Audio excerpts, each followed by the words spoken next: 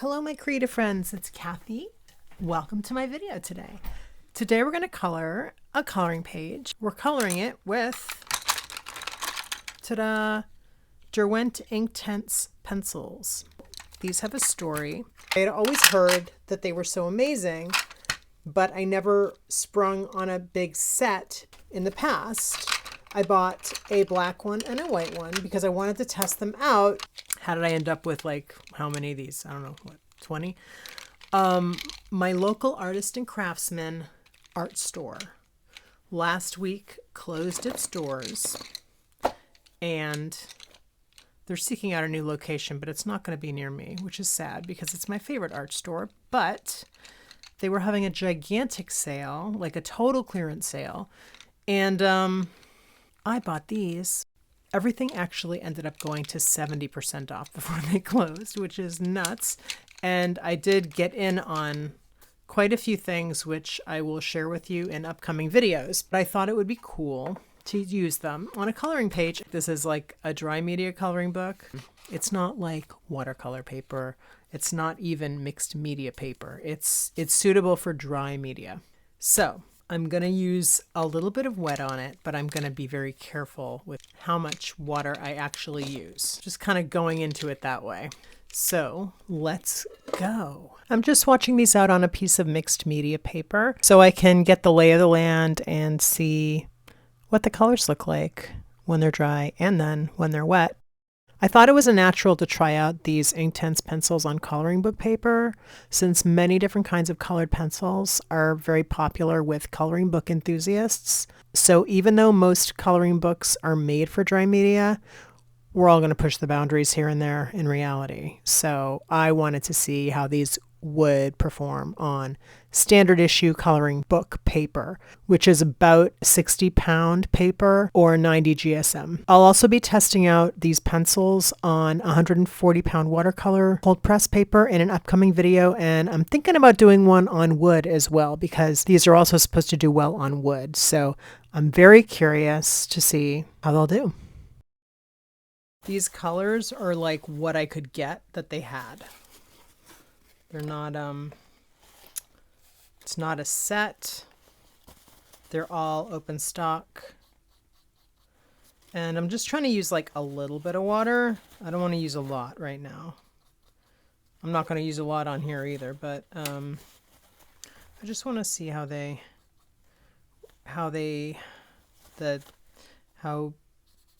saturated the pigment is when you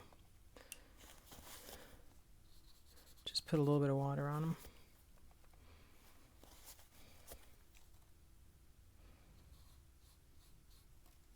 These look really good. And I've heard great things about them, but I was always kind of shy to get them. Or like to get a set, you know?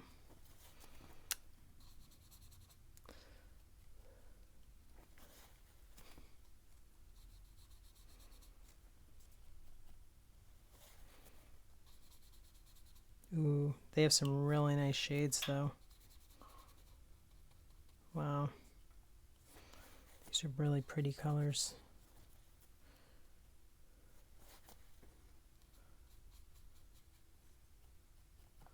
Trying to rinse the brush out every time so I can see the nuances in between the colors, because for instance, these two colors look very similar, but this one has just a tiny bit more yellow in it than that one. This one's a tiny bit more blue.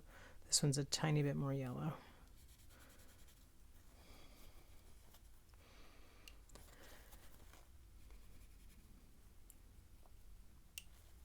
And that's the same with these two. That's a tiny bit more blue. That's a tiny bit more yellow.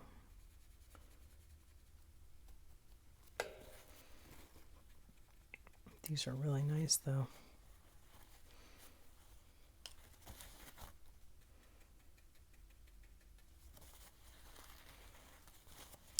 And I really would have liked to get a couple more of the yellows, but I just got what I could. I got what I could get. There wasn't a lot in the way of yellow, and I got everything. That's a nice one, that citron. Very, very nice. Okay, time to pick a palette. The pencil leads as they look in the pencil, the core of the pencil, look darker than they look once you draw them on the paper. That's just something to think about, having swatches handy when you're working. As well, it depends on the paper you use. So for instance, this paper, the coloring book paper that I'm using today, actually they look a little darker on, and they're not going to act quite as water soluble. They're not going to show up quite as bright on this paper. I don't usually use just one medium when I'm doing coloring or really anything else. And I struggled with this a bit because I so badly wanted to grab markers or Neocolor 2s or something else, paint pen to give a little punch. And I didn't because I really wanted to test these out on their own and see how I could get by with using just these pencils. My first really noticeable glitch was here when I started adding water to the pencils on this paper. The paper started to ball up in places if I was not carefully just being very fast, working very quickly, and just not working any one area too much. I also noticed the blendability was lacking on this paper as well. I think this has less to do with the pencils and with the technique I'm using than it has to do with the paper I'm using, which just does not allow for a lot of working into it.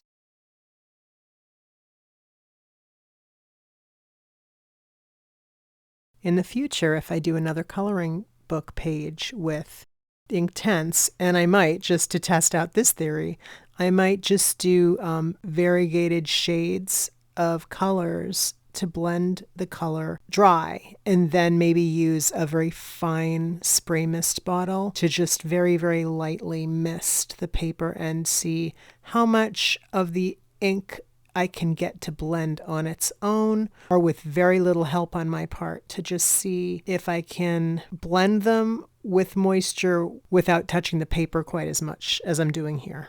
As you can see on coloring book paper, they really don't blend that well. However, at the time of this recording, I haven't tested them out at this point on watercolor paper yet, so I don't have that as a control to really gauge the coloring book paper against at this point. At the time I'm doing this voiceover, I have recorded the Inktense on watercolor paper, so you can look for that video very soon. It should be up shortly after this one, so keep an eye out for that.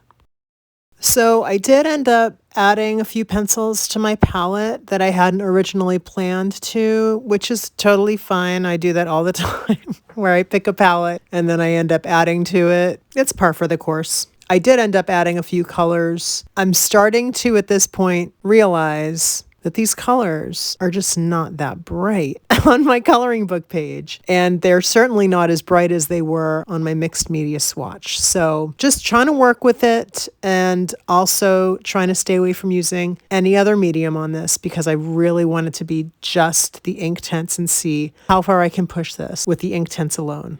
It was also really clear to me that the tooth of the paper and the texture of the paper and just the way that the paper absorbs water immediately, no surprise there, all worked against the Inktense. So I would add some water and it would immediately be absorbed. And then I didn't really want to touch the paper much at all because I didn't want to pill up the paper. It was also tough to see really what I was working with after I would put down some water on a spot, just because there would be the water stain and it would take some time to dry. So then I really didn't get a good sense of where the Inktense ended and where the paper stain started on any given splotch of wet paper that I was waiting for it to dry. So this is a really good example of what happens when you use wet media on something that's designated for dry media, basically. I'm happy to take one for the team and to provide this experiment, and hopefully to save you some disappointment if you happen to use some Inktense on some standard coloring book paper. As for whether I would use these without water or not, I really think that their selling point is that they blend with water and that they get very inky and very pigmented and juicy once you put water on them. But clearly it doesn't work the same on this paper that it worked on my mixed media swatch, and I think it'll work a little differently on other types of surfaces that I do try in the future. Now, if all I had to color with was Inktense and I was dying to color, then yes, I would use them. I probably would use even less water than I'm using here. Maybe I would even try using them dry completely. But this is a hypothetical question, and I don't see myself in that situation, and you probably won't find yourself in that situation either. I would definitely save these for another kind of paper that works much better with the water-soluble quality of these pencils than standard coloring book paper. There's another great feature about Inktense pencils, and that is that once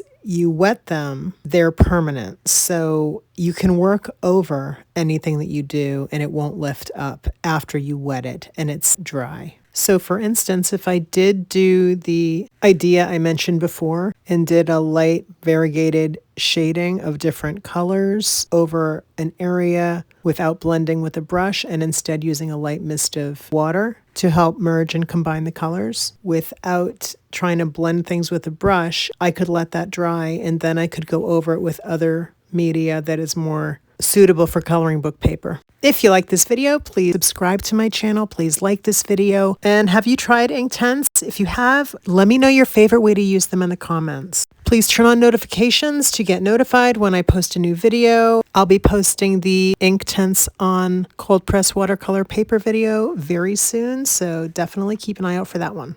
That's it for today. I'll see you in the next one. Have a great day and take care. Bye-bye.